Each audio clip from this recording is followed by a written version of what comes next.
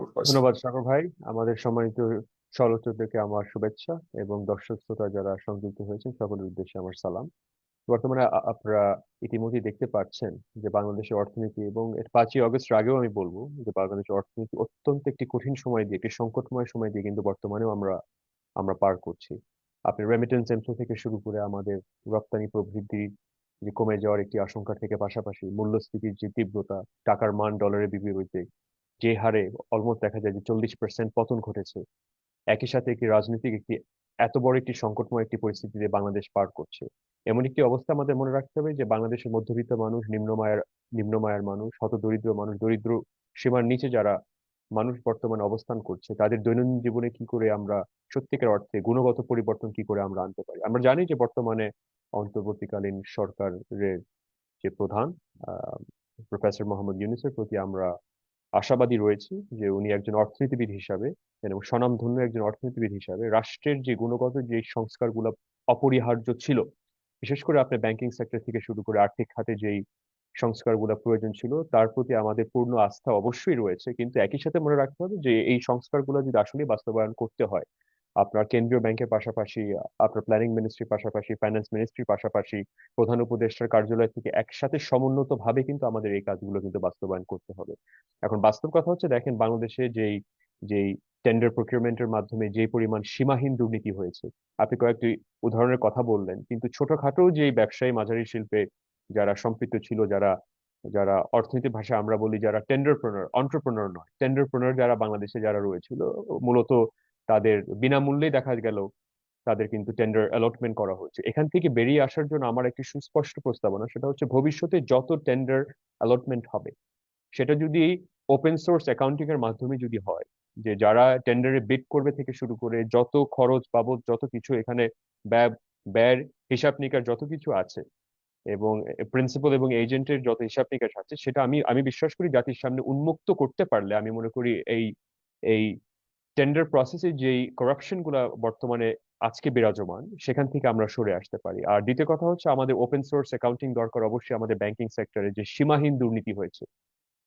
100 কোটি টাকার জমির বিপরীতে দেখা গেল যে 2,000, 3,000, 5,000 কোটি টাকার ঋণ নিয়ে বসে আছে। অনেকে দেখা গেল যে ভুয়া প্রতিষ্ঠান বানিয়েও দেখা গেল 10,000, 15,000, 20,000 কোটি টাকা কিন্তু দেশ থেকে কিন্তু লোপাট হয়ে গিয়েছে। তো এখন বাস্তব কথাটা হচ্ছে যে ব্যাংকিং খাতে যদি আপনি দেখেন, আপনার নন পারফর্মিং লোন প্রায় আমাদের 16 লক্ষ কোটি টাকার ভিতরে 2 লক্ষ কোটি টাকা কিন্তু নন পারফর্মিং লোন।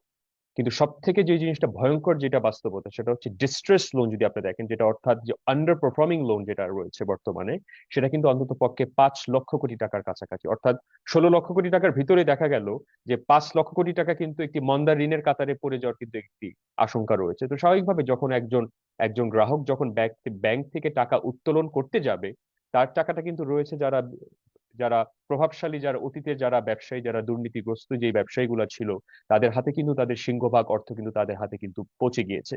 আমি আপনার আপনার শো এর মাধ্যমে আমি অতীতেও বলেছিলাম যে বাংলাদেশে যে অলিগার্কি যে সিস্টেমটা রয়েছে, আজকে আমরা দেখতে পাচ্ছি যে বড় বড় কিছু রাজনীতিবিদদের আটক করা হচ্ছে, তাদের তাকে তাদের ব্যাংকের হিসাব নিকাশ বাজেয়াপ্ত করা হচ্ছে। কিন্তু বাংলাদেশে যারা আসলে সত্যিকার অর্থে অর্থনৈতিক খাতটাকে যারা আসলে সত্যিকার অর্থে ধর্ষিত যে ধর্ষণ করেছে, যে বাংলাদেশের আর্থিক খাতে এবং এবং ব্যাংকিং খাতটাকে এবং বাংলাদেশের করদাতার যে তহবিলটাকে যারা ধর্ষণ করেছে, তাদের বিরুদ্ধে যদি রাষ্ট্রদ্রোহিতার একটি মামলা আমরা না করি, যেটা ফাইন্যান্সিয়াল ট্রিজনের আকারে যদি আমরা তাদেরকে বিচারের আওতায় যদি আমরা না আনতে পারি, এবং আমার আমার আমার অন্তর্বর্তীকালীন সরকারের কাছে আমার বিনীতভাবে আহ্বান থাকবে, যারা বিদেশে লক্ষ লক্ষ কোটি টাকা বিদেশে অলরেডি পাচার করে নিয়ে বর্তমানে বসে আছে, তাদের বিরুদ্ধে যদি আমরা ট্রেজারি ডিপার্টমেন্টের মাধ্যমে, ইউএস ফেডারেল রিজার্ভের মাধ্যমে, ইউএস ট্রেজারির মাধ্যমে যদি একটি স্যাংশন যদি আরোপ করা যায়, তাহলে পৃথিবীর যে কোনো জায়গায় পালিয়ে থাকুক না কেন, তারা কিন্তু এই এই চুরি করা অর্থ কিন্তু তারা উত্তোলন করতে পারবে না। তো সেটা থাকবে বাংলাদেশের অন্তর্বর্তীকালীন সরকারের সব থেকে প্রধান চ্যালেঞ্জ। কারণ যারা পাচার করে নিয়ে গেছে, দেখেন এরা এরা এরা কোনো দল করে না, আমি অতীতেও বলেছি, এরা আওয়ামী লীগও করতো না, এরা বিএনপিও করে না, এরা কোনো এটা কোনো রাজনৈতিক দলের কোনো এরা সরাসরি বাংলাদেশ বাংলাদেশ বিরোধী শক্তি। এবং করদাতার টাকা কিন্তু এরকম এখানে করা বিজেপি ব্যাপক হারে করতে কিন্তু পারে, কিন্তু আত্মসাৎ হচ্ছে। সাবেক প্রধানমন্ত্রীর ব্যাপারেও তো এরকম বড় ধরনের অভিযোগ আসছে। তিনি তার আপনি দেখেন, ভাগ্নি, হ্যাঁ, টিউলিপ সিদ্দিকী, যিনি ব্রিটিশ অন্য দেশের একজন মন্ত্রী, অন্য দেশের একজন রাজনীতিক, শুধুমাত্র আত্মীয় হওয়ার কারণে 500 কোটি ডলার শুধু একটা প্রজেক্ট থেকে $500 কোটি তারা সরিয়ে নেই। আমার প্রথমত আপনার শোতে আমি পাগল একটা। বলেছিলাম যে যে রূপপুর যে নিউক্লিয়ার পাওয়ার প্ল্যান্ট হয়েছিল সেটা বাংলাদেশের জন্য আসলে আমাদের মানে যেহেতু আমাদের রিজার্ভের যেই মাপকাঠি যেখানে আমাদের থাকা উচিত ছিল, যেটা $50 to $100 বিলিয়ন থাকতে পারলে তখন আমরা একটি নিউক্লিয়ার পাওয়ার প্ল্যান্ট করতে পারি। তো প্রথমত কথা হচ্ছে যে প্রজেক্টটা যে আমরা স্যাংশন করলাম, সেখানে তো আমাদের একটি দুশ্চিন্তার বিষয় ছিল। তার পরবর্তীতে যেই রোসাটমের সাথে যেই চুক্তিটা হয়েছিল সেখানে কতটুকু দুর্নীতি হয়েছে সেটা আমি আসলে ব্যক্তিগতভাবে আমি ডকুমেন্টেশন ক্লিয়ারলি না দেখে আমার মন্তব্য করাটা সঠিক হবে না। কিন্তু এতটুকু পরিষ্কার, বাংলাদেশে অন্য অন্য যে প্রকল্পগুলো হয়েছে সেখানে তো দুর্নীতিগুলো তো একদম স্পষ্টভাবে দেখা যায়।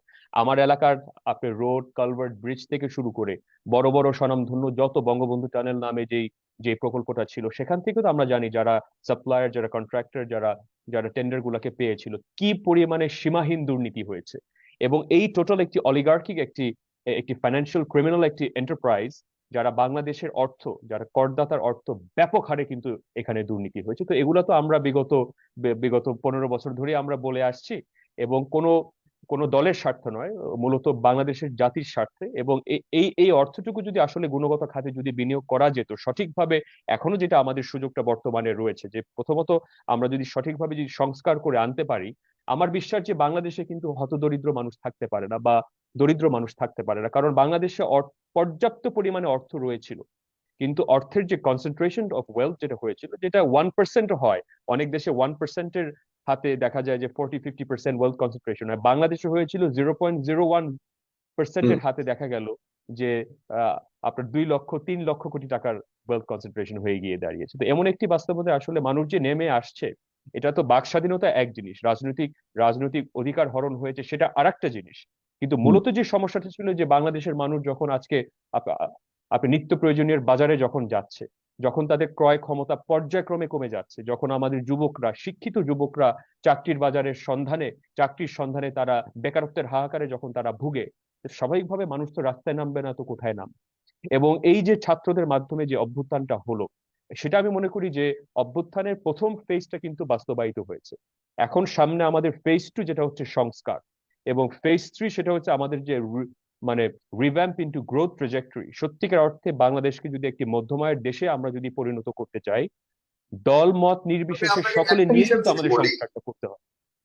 আমি আপনাকে একটা হিসাব যদি বলি জনাব সাইম হাসান, সেখানে জি। যেমন আমাদের এখানে আমি দেখতে পাচ্ছি পাচারের যে হিসাবটা প্রায় আহ, এই যে হ্যাঁ, আওয়ামী লীগের শাসন আমল পাচারের প্রয়োজনে ঋণ কেনা এমন একটা প্রশ্নবোধক চিহ্ন দিয়ে সেখানে একটা স্টেটমেন্ট দিয়েছে যে 15 বছর মোট ঋণ 15.5 লক্ষ কোটি টাকা। এটা হলো বিবিসি বাংলা 7 আগস্ট 2024 প্রকাশ করেছে। আর 15 বছর মোট পাচার 18 লক্ষ কোটি টাকা, এটা ডিবিসি নিউজ ইউটিউবে 18 আগস্ট 2024 প্রচার করেছে। আমি রেফারেন্স দিয়ে বলছি এখন, এটা জানি না কতটুকু এটা আপনি আমার থেকে ভালো জানবার কথা। না, বাংলাদেশ থেকে যে পরিমাণে অর্থ পাচার হয়েছে, আমি তারপরে বলবো এর যদি 10%, 15% যদি আমাদের গুণগত খাতগুলোতে বিনিয়োগ করা হতো, বা এই মুদ্রা দিয়ে যদি আমাদের হত দরিদ্র মানুষদের গুলোর জন্য একটি সামাজিক নিরাপত্তা বেষ্টনীর জন্য যদি এই অর্থটা বিনিয়োগ করা যেত, আমি মনে করি বাংলাদেশে দারিদ্রতা থাকে না। এই জায়গা এই কথাটুকু আমি বিশ্বাস করেন, প্রত্যেকটা জেলা সফরে যখন আমি গিয়েছি আমি এই সঠিক এই কথাটা আমি বলেছি। বাংলাদেশে 8 লক্ষ কোটি টাকার বাজেট ছিল, এখানে এই দেশে 3 বছরের মেয়াদি যদি সঠিকভাবে একটি সরকার যদি দুর্নীতিমুক্ত ভাবে যদি দেশটাকে, রাষ্ট্রটাকে বা অর্থের ব্যবস্থাপনা করতে পারে সঠিকভাবে, আমি মনে করি যে বাংলাদেশে দারিদ্রতা থাকার কোনো সম্ভাবনা থাকে না। তারপর আপনারা দেখতে পাচ্ছেন যে খালি ব্যাংকিং সেক্টর নয় এবং খালি আর্থিক খাতে না, আপনি প্রশাসনিক সেক্টরেও যে আমলাদের মাধ্যমে যেই ব্যাপক আকারে যে দুর্নীতি হয়েছে, আসলে দুর্নীতির আখড়াটা তো আসলে মানে প্রতিটা অঙ্গ প্রতিষ্ঠানের ভিতরে কিন্তু মানে ঢুকে পড়েছিল। আপনি যে আপনি যে খালি মানে স্বনামধন্য কয়েকজন ব্যবসায়ীদের নাম বলবেন, সেই জায়গায় সীমাবদ্ধ থাকার কিন্তু এখন কোনো আর সুযোগ নাই। তো আমি আশা করি আমাদের বর্তমানে যে economist doctor Ahsan H Mansur, যে কেন্দ্রীয় ব্যাংকের গভর্নর হলেন, এবং আমাদের সম্মানিত ফাইন্যান্স মিনিস্টার যে দায়িত্ব নিয়েছে, আমি আশাবাদী রয়েছি যে ওনাদের নেতৃত্বে বাংলাদেশের আর্থিক খাতে এবং ব্যাংকিং খাতে অতীতে যা হয়েছে দেখেন, আসলে আমিও জানি, আপনারাও জানেন যে কারা করেছে, কিভাবে করেছে। এখন আমার কথা হচ্ছে যে বাংলাদেশের ভবিষ্যৎটা তো আমাদেরই করতে হবে।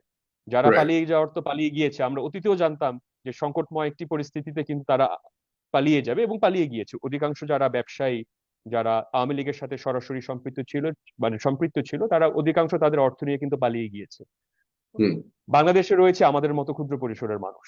তো এখন বাস্তবতা হচ্ছে যে আমাদের দেশটাকে, যেই দেশই আমরা বর্তমানে পেয়েছি, সেখান থেকে দেশটাকে একটি মধ্যমায়ের দেশে কি করে আমরা রূপান্তরিত করতে পারি। কিন্তু আর অনুমান দুর্নীতি, কিভাবে ভবিষ্যতে করতে দুর্নীতির জায়গায় আপনি আত্মবিশ্বাসী কতটুকু বর্তমান যে নতুন করে শুরুটা হলো এটাতে ভেরি চ্যালেঞ্জিং সাগর ভাই। আত্মবিশ্বাস সেখানে। বর্তমানে আপনার আপনার পলিটিক্যাল রেভলিউশন হয়েছে, কিন্তু ইকোনমিক যে চ্যালেঞ্জটা রয়েছে, দেখেন বর্তমানে এখনো আমাদের আমাদের টোটাল এক্সটার্নাল গ্রোথ ডেট, যেটা আমাদের বৈদেশিক ঋণ, প্রায় $100 বিলিয়ন কাছাকাছি।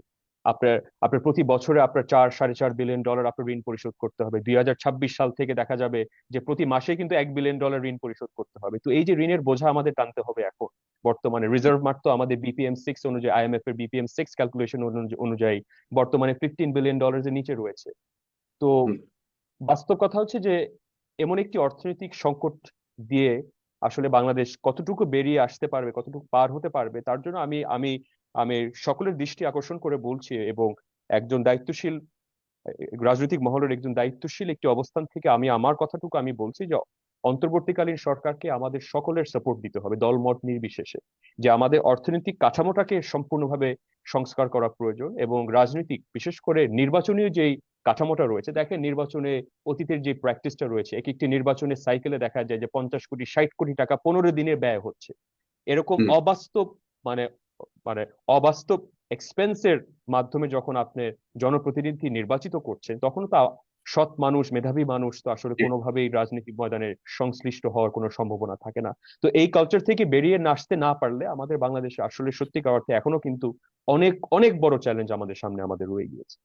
আপনাকে ধন্যবাদ আপনার আপনার বিশ্লেষণ। জি, ধন্যবাদ সাগর ভাই।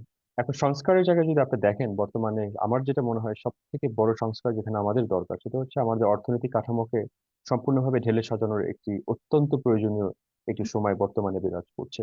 এবং প্রথমত আমাদের আর্থিক খাতের পাশাপাশি, ব্যাংকিং খাতের পাশাপাশি আমাদের রপ্তানি খাতের আমাদের বহির্মুখীকরণের যে সুযোগ সম্ভাবনাটা, এবং আপনি এতটুকু আমরা অবগত হয়েছি বাংলাদেশে বর্তমানে যে বেকারত্বের হাহাকার রয়েছে, এবং তার পাশাপাশি মধ্যবিত্ত যে সত্যিকার অর্থে মর্যাদাপূর্ণ জীবনযাপন করতে পারবে নাকি, সেগুলো রয়েছে বর্তমান সরকারের, আমি মনে করি অন্তর্বর্তীকালীন সরকারের যে কাঠামোগত সংস্কারের সব থেকে বড় চ্যালেঞ্জ। আপনি যদি দেখেন যে 6 মাস পরে যদি দেখা যায় যে মূল্যস্ফীতির তীব্রতা কমে আসে নাই, 6 মাস পরে যদি দেখা যায় যে বেকারত্বের হাহাকার কমে আসে নাই, তখন কিন্তু আবার দেখা যাবে কিন্তু যে সাধারণ জনসাধারণ কিন্তু আবার কিন্তু রাস্তায় নামতে কিন্তু বাধ্য হবে। এমন একটি অবস্থা থেকে আমরা বেরিয়ে আসার জন্য বাংলাদেশের নৈরাজ্য বা অরাজকতা যাতে বাংলাদেশে বিরাজ না করে, অর্থনৈতিক স্থিতিশীলতা এবং রাজনৈতিক স্থিতিশীলতা যাতে বাংলাদেশে বিরাজ করে, এমন একটি পরিবেশ গড়ে তোলার জন্য আমার আমার প্রস্তাবনা থাকবে যে রাজনৈতিক স্থিতিশীলতা তখনই আমরা আনতে পারবো যদি আমরা একটি জাতীয় সরকারের দিকে আমরা অগ্রসর হতে পারি। অন্তর্বর্তীকালীন সরকার না হলে প্রতিটা দল মত নির্বিশেষে সকলকে নিয়ে না নিয়ে যদি একটি একটি দীর্ঘমেয়াদী যদি একটি পরিকল্পনা রাখে, তাহলে আমি মনে করি সরকারের জন্য, অন্তর্বর্তীকালীন সরকারের জন্য অত্যন্ত চ্যালেঞ্জিং হয়ে যাবে। আজকে আপনার বিএনপি রয়ে গেছে, আপনার জামাত ইসলাম রয়ে গেছে, আমাদের দল রয়ে গেছে, এবং অন্যান্য যে রাজনৈতিক দলগুলো রয়েছে, এরা কিন্তু আসলে সত্যিকার অর্থে কিন্তু প্রেশার গ্রুপ হিসেবে কাজ করে। ছোট্ট করে আমার একটা, আমাদের সম্মানিত ভাই, মানে শেষের জেনারেশন জি, উনি একটা সুন্দর করে একটি কথা বললো যে অতীতের রাজনীতি আমরা দেখেছি। এটাও তো বাস্তবতা সাগর ভাই, আমরা অতীতে অনেকেরই আমরা রাজনীতি আমরা দেখেছি, অতীতের যে রাজনৈতিক চর্চা সেটাও আমরা উপলব্ধি করতে পেরেছি। কিন্তু নতুন একটি রাজনৈতিক সংস্কার যদি সত্যিকার অর্থে আমাদের বাস্তবায়ন করতে হয়, ইন্ডিপেন্ডেন্ট জুডিশিয়ারির পাশাপাশি একটি মিডিয়ার একটা সেপারেট কমিশনের পাশাপাশি ইলেকশন কমিশনকে সত্যিকার অর্থে ক্ষমতায়ন করার মাধ্যম দিয়ে, যদি একদম একটা মুদির দোকানের যে একজন কর্মচারী তার থেকে শুরু করে একদম মধ্যবিত্ত থেকে শুরু করে উচ্চবিত্ত বিত্তশীল একজন মানুষও যাতে সমান অধিকার নিয়ে যাতে নির্বাচনীয় মাঠে যাতে লড়াই করতে পারে, সেই পরিবেশ কাঠামোটা যদি আমরা নির্মাণ করতে না পারি, তাহলে অতীতের যে সংস্কৃতি রয়েছে, যে অবক্ষয়, যে রাজনীতির সংস্কৃতির যে অবক্ষয় রয়েছে, সেটা আমি মনে করি যে পর্যায়ক্রমে অব্যাহত থাকবে।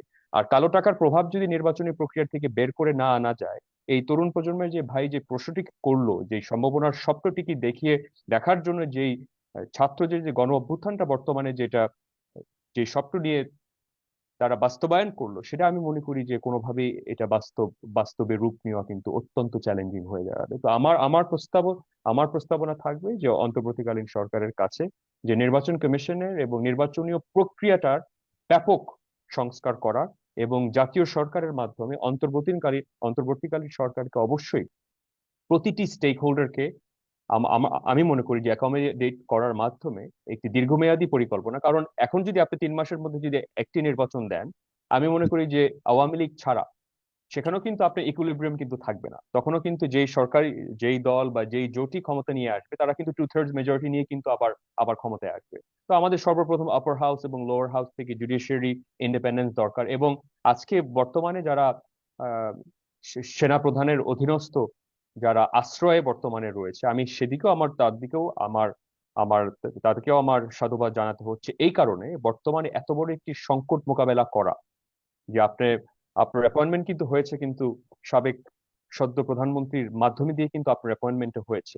তার পরবর্তীকালীন সময় যে গণ অভ্যুত্থানের পরবর্তীকালীন সময় এখানে একটি সার্বিক স্থিতিশীলতা বিরাজ করে রাখে। আমার আমার যে প্রস্তাবনা থাকবে যে যারাই অপরাধ করেছে এক্সট্রা জুডিশিয়াল বিচার ব্যবস্থার মাধ্যমে যাতে আমাদের বিচারিক কাঠামোটা যাতে নির্মাণ করা না হয়, জুডিশিয়াল এবং ফেয়ার ট্রায়ালের মাধ্যমে যাতে যারা দুর্নীতি, অতীতে দুর্নীতি করেছে, যারা লুণ্ঠন করেছে, যারা খুন খারাপির সাথে যারা সম্পৃক্ত ছিল, একটা সঠিক ফেয়ার ট্রায়ালের মাধ্যমে যাতে বিচার ব্যবস্থা যাতে নির্মাণ করা হয়। Because we can't take the law into our own hands, সেটা হচ্ছে একদম আমাদের স্পষ্ট বার্তা। আর নতুনত্বর যে সম্ভাবনাটা, সেখানে ধরেন আমাদের মতো দল এবং আমাদের সম্মানিত সমালোচক আহ আমাদের মেজর জনাব আফসার। আফসারি এখানে, মেজর আফসারি যে সুন্দর করে যে কথাটুকু বলেছে যে ওনার মতো ওনার মতো ব্যক্তিত্ব যদি সামনে এগিয়ে আসতে হয়, তাদের ভূমিকা যদি আসলে জাতীয় মঞ্চে যদি পৌঁছাতে হয়, ইউ নিড ফেয়ার আর্বিট্রেশন। এবং ইলেকটোরাল প্রসেস থেকে কালো টাকা মুক্ত যদি আপনি না করতে পারেন, ওনাদের মতো ভয়েস কিন্তু আমরা জাতির সামনে কিন্তু আমরা তুলে ধরতে আমরা ব্যর্থ হব।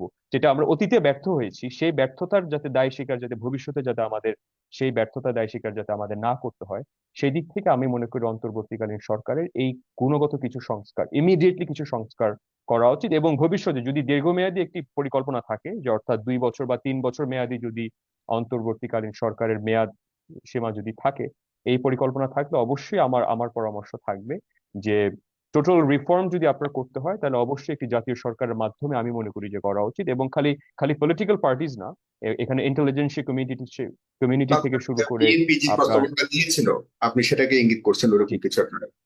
তো হ্যাঁ, বিএনপি যে প্রস্তাবনা দিয়েছে তাদের সাথে আমি একটা বিষয় আমি একমত থাকতে পারছি। কারণ if you go from one autocratic গভর্নমেন্টের মানে সিস্টেম টু অ্যানাদার, তাহলে তো আসলে বাংলাদেশ তো আসলে এগিয়ে গেল না। এবং এটা বলছি ছাত্রদের জাতীয় অবশ্যই একটি সরকার, মানে সব সব দলের ছাত্রদের জন্য। ছাত্রদের একটি একটি গঠনমূলক একটি রাজনৈতিক দলের মাধ্যমে সেটারও বহিঃপ্রকাশ হওয়ার একটি সম্ভাবনা রয়েছে। এখানে মনে রাখতে হবে যে কোনো দল বা কোনো রাজনৈতিক গোষ্ঠী বা কোনো রাজনৈতিক ব্যক্তিত্ব কিন্তু এই এই সরকারের পতন করে নাই।